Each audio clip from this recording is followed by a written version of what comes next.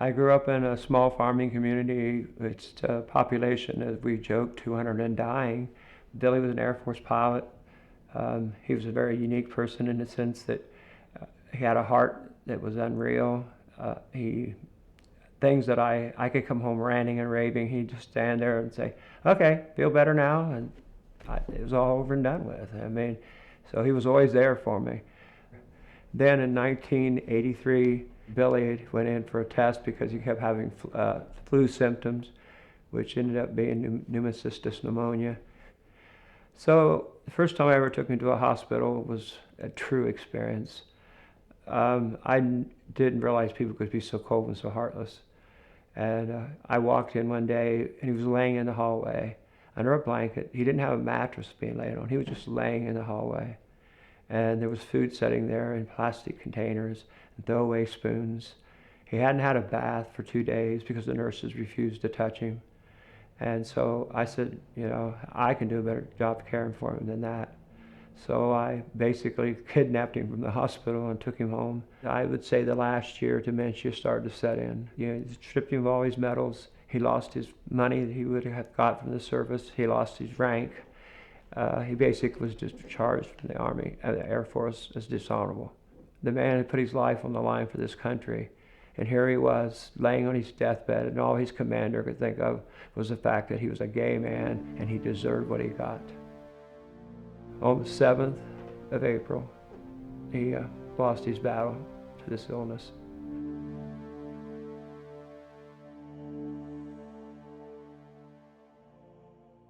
And I realized that I wasn't HIV infected, I had AIDS, or at that time called GRIDS. I made a conscious choice at that moment that I wasn't going to seek treatment.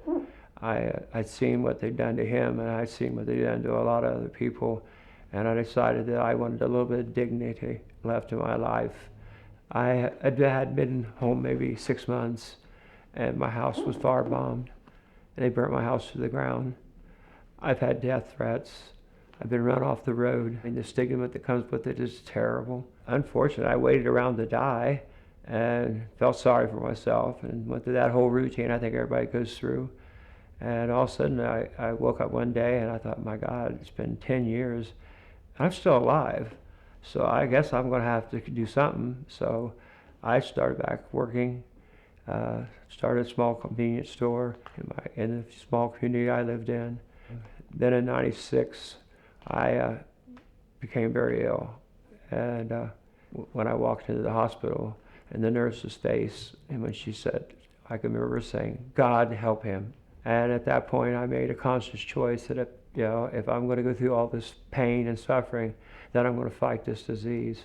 I was very fortunate because at that time, PIs were just coming on, protease inhibitors were just starting on the market. Fortunately, because of those drugs, it enabled me to start to heal. I went from not working at all.